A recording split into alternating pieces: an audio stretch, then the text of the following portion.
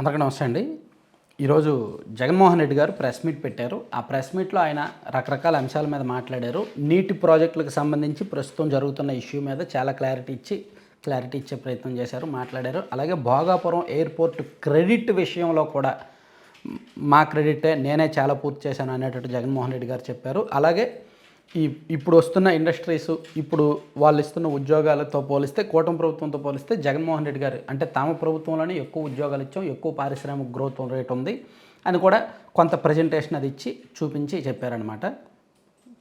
Purely అదైతే recorded press meet అర్థమైపోతుంది. ఎందుకంటే సాధారణంగా ప్రెస్ మీట్ అంటే ఒక క్లారిటీ ఉంటుంది. అసలు వచ్చిన మీడియా వాళ్ళు ఎవరెవరు వచ్చారు అండ్ ఎదురుగా మాట్లాడుతున్న వ్యక్తి ఇదంతా చూస్తారు. కానీ జగన్మోహన్ రెడ్డి గారు ప్రెస్ మీట్లు ఎప్పుడు జరిగినా ఇదిగో నేను ఛానల్లో చూసి ఎలాగైతే మాట్లాడతానో చూడండి. మీరు ఇప్పుడు ఫ్రేమ్లో ఏం కనిపిస్తుంది, నేనే కనిపిస్తున్నాను, పక్కన ఏం కనిపించట్లా కదా. ఇది రికార్డెడ్ వీడియో. అలాగే ఆయనది కూడా రికార్డెడ్ లాగానే అనిపిస్తుంది. లైవ్ అని ఎప్పుడు అనిపిస్తుంది అంటే ఎదురుగా మీడియా వాళ్ళు ఎవరెవరు వచ్చారని, వాళ్ళు అడిగే ప్రశ్నలు, వాళ్ళ మధ్య ఉండే ఇంటరాక్షను, వాళ్ళు ప్రశ్నలు అడగడం, ఈయన సమాధానం చెప్పడం, అలా ఈ ఒక ఇంటరాక్షన్ జరుగుతూ ఉన్నప్పుడు ఎస్ ఇది లైవే ఇప్పుడు జరుగుతుంది అనిపిస్తుంది. కానీ జగన్మోహన్ రెడ్డి గారి ప్రెస్ మీట్లో ఎప్పుడూ ఆ ట్రాన్స్పరెన్సీ అనేది కనిపించదు, అనుమానాస్పదంగానే ఉంటుంది. సరే అది రికార్డెడ్ లైవ్ అనేది పక్కన పెట్టేద్దాం. మనకి ఇప్పుడు అప్రస్తుతం ఆయన ఒక మాజీ సీఎం హోదాలో ప్రెస్ మీట్ పెట్టారు కాబట్టి మాట్లాడదాం. ఈవెన్ నరేంద్ర మోదీ గారు కూడా ప్రెస్ మీట్ ఎప్పుడూ పెట్టలేదు ఆ మాటకు వస్తే, కాబట్టి పక్కన పెట్టేద్దాం. కానీ సో భోగాపురం ఎయిర్పోర్ట్ క్రెడిట్ గురించి జగన్మోహన్ రెడ్డి గారు మాట్లాడారు. ఆ క్రెడిట్ ఎవరిది అని నేను మొన్న ఒకసారి చెప్పాను, ఇప్పుడు చెప్తున్నా. భోగాపురం ఎయిర్పోర్ట్ క్రెడిట్ 30 నుంచి 40% జగన్మోహన్ రెడ్డి గారికి ఇవ్వాలి, 60 నుంచి 70% చంద్రబాబు నాయుడు గారికి ఇవ్వాలి. ఎందుకు అనే రీజన్ నేను చెప్తా. ఇక్కడ వీళ్ళిద్దరూ చేసిన తప్పులు ఏమిటి, మంచి ఏమిటి అనేది కూడా చెప్తా. భోగాపురం ఎయిర్పోర్ట్ కట్టాలి అనే ప్రతిపాదన 2015లోనే వచ్చింది. 2015 ఏప్రిల్లోనే ఆలోచన వచ్చింది. అయితే అప్పుడు చంద్రబాబు గారు ఆ ప్రభుత్వం చేసిన తప్పు ఏంటంటే ఎయిర్పోర్ట్ కోసం 15,000 ఎకరాలు కావాలి అని ఒక ప్రకటన చేసి అక్కడ రైతులను భయభ్రాంతులకు గురి చేశారు. అమ్మో 15,000 ఎకరాలు ప్రభుత్వం తీసుకుంటుందంట అని. దాంతో అక్కడ రైతుల్లో తిరుగుబాటు వచ్చింది. ఎయిర్పోర్ట్ కోసం ఇన్ని ఎకరాలు ఏంటి అంటే వీళ్ళు రియల్ ఎస్టేట్ బిజినెస్ చేసేస్తారు, సో ఇది కరెక్ట్ కాదు అని చెప్పి అక్కడ రైతులు దాదాపుగా 16 గ్రామాల వాళ్ళు తిరుగుబాటు చేసి మేము అంత భూమి ఇవ్వం, అక్కడ మాకు ఎయిర్పోర్ట్ వద్దు, అది ఇది అని గొడవ చేశారు. దాంతో ప్రభుత్వం దిగొచ్చి లేదులే 15,000 ఎకరాలు వద్దు, మాకు 6,000 ఎకరాలు చాలు అనేటట్టు 2016 నాటికి దిగొచ్చింది. కానీ ఈలోగానే కొంతమంది రైతులు హైకోర్టులో పిటిషన్లు వేశారు. 131 పిటిషన్లు దాఖలయ్యాయి హైకోర్టులో. అలాగే ప్రభుత్వ కార్యాలయాల వద్ద గొడవలు చేయడం, సర్వేలను అడ్డుకోవడం, గ్రామ సభలను అడ్డుకోవడం, ప్రజాభిప్రాయ సేకరణను అడ్డుకోవడం, జగన్మోహన్ రెడ్డి గారు అక్కడికి వెళ్ళడం, ఇక్కడ ఎయిర్పోర్ట్ అవసరం లేదు, ఇక్కడికి 25 కిలోమీటర్ల దూరంలోనే వైజాగ్ ఎయిర్పోర్ట్ ఉంది, దాన్ని అభివృద్ధి చేసుకుంటే సరిపోద్ది, ఇక్కడ ఎందుకు ఎయిర్పోర్టు, సో దీనికి మేము వ్యతిరేకం అని మాట్లాడడం, ఇవన్నీ జరిగిపోయాయి. సో మొత్తానికి ఏదైతేనే 2019 ముందు చంద్రబాబు గారి ప్రభుత్వం ఉన్నప్పుడే 2019 ఫిబ్రవరిలో భోగాపురంలో ఎయిర్పోర్ట్ నిర్మాణానికి శంకుస్థాపన చేశారు చంద్రబాబు నాయుడు గారు. అంతకుముందు 2 నెలల ముందే దానికి సంబంధించి జిఎంఆర్ ఎయిర్పోర్ట్ వాళ్ళకి టెండర్ కూడా ఖరారు చేశారు. అయితే భూసేకరణ జరగలేదు, ఏవియేషన్ కంప్లీట్ అనుమతులు రాలేదు, ఈసీ క్లియరెన్స్ రాలేదు, డిఫెన్స్ వాళ్ళ దగ్గర నుంచి పూర్తి స్థాయి అనుమతులు రాలేదు.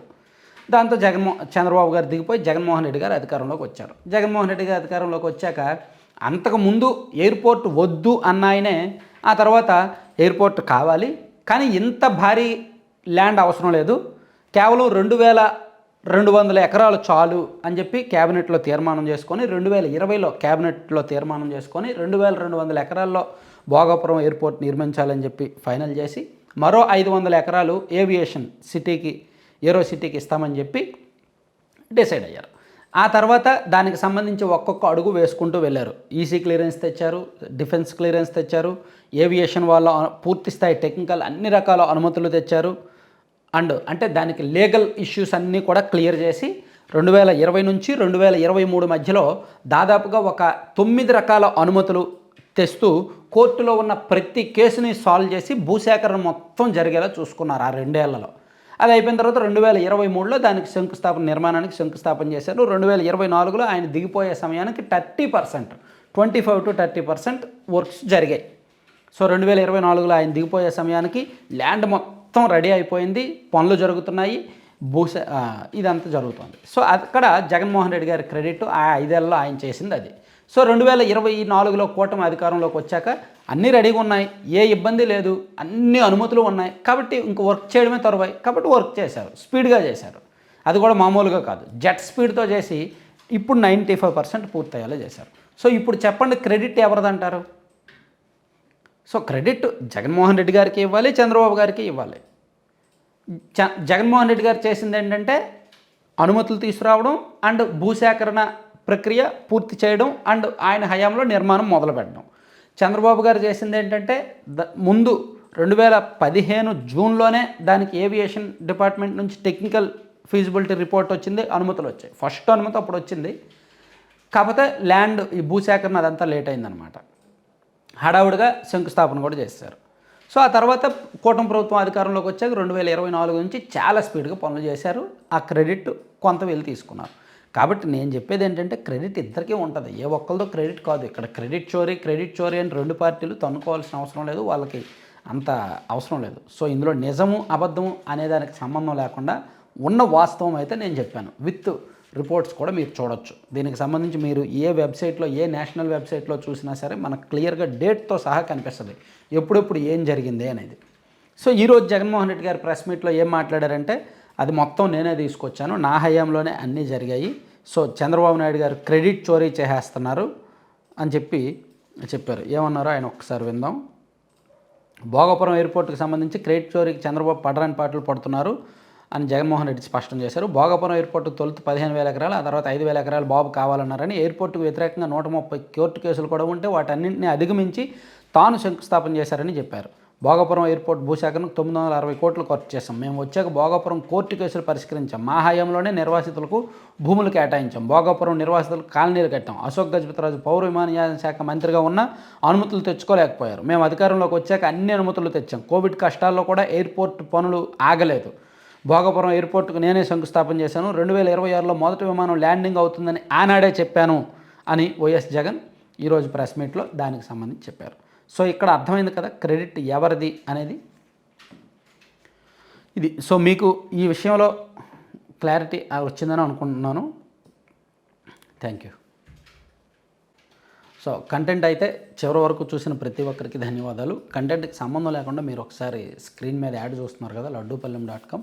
సో ఇప్పుడు సంక్రాంతి వస్తుంది, వీళ్ళ దగ్గర సంక్రాంతి అంటే గోదావరి జిల్లాల ప్రత్యేక రుచులు అంటే పూతరేకులు, అరిసెలు అండ్ రకరకాల వాటితో పాటు మెయిన్ వీళ్ళు యూనిక్ ఐటమ్ అయిన లడ్డూలు, 20 రకాల లడ్డూలు ఉంటాయి. సీడ్స్తోనూ మిల్లెట్స్తోనూ రకరకాల డ్రై ఫ్రూట్స్ నట్స్తో చేసిన లడ్డూలు ఉంటాయి అండ్ హాట్ స్నాక్స్ ఉంటాయి అండ్ హెల్దీ పౌడర్స్ కూడా ఉంటాయి. ఇప్పుడు పిల్లలకు మనం బూస్ట్, బోర్న్విటా, హార్లిక్స్ ఇచ్చాకంటే ఏబీసీ పౌడర్ చాలా బెటర్, మల్టిపుల్ హెల్త్ బెనిఫిట్స్. అలాగే ప్రోటీన్ పౌడర్ చాలా మంచిదన్నమాట, అది తీసుకోండి.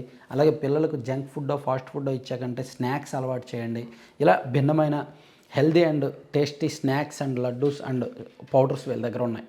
2 తెలుగు రాష్ట్రాల్లో ఫ్రీ షిప్పింగ్ ఉంది అండ్ సంక్రాంతి సందర్భంగా ఆఫర్లు కూడా బాగున్నాయి. చాలా తక్కువ మార్జిన్తో వీళ్ళు బిజినెస్ చేస్తున్నారు. కాబట్టి కావాల్సిన వాళ్ళు ఎంకరేజ్ చేయండి, వీళ్ళ దగ్గర కొనుగోలు చేయండి. బల్క్ ఆర్డర్స్ కావాలి అనుకుంటే, ఇదిగో సంక్రాంతికి మాకు ఇంతమంది వస్తున్నారు, మాకు ఒక 100 బాక్సులు కావాలి, 200 బాక్సులు కావాలంటే ఇంకా మంచి డిస్కౌంట్లు కూడా ఇస్తారు. ఒకసారి కాంటాక్ట్ చేయండి.